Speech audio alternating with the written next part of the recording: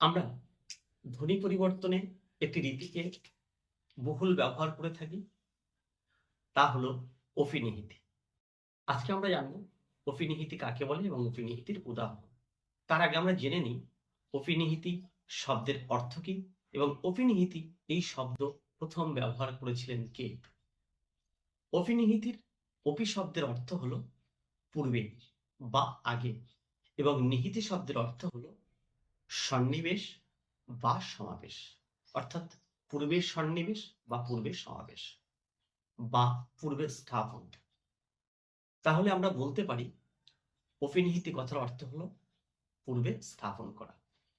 শব্দের মধ্যে যখন কোনো স্বরধ্বনিকে আমরা তার নির্দিষ্ট জায়গা ছেড়ে অপেক্ষাকৃত তার পূর্বে উচ্চারণ করে থাকি বা স্থাপন করে থাকি, তখন ধ্বনি পরিবর্তনের সেই রীতিকে বলা হয় অফিনিহিতি।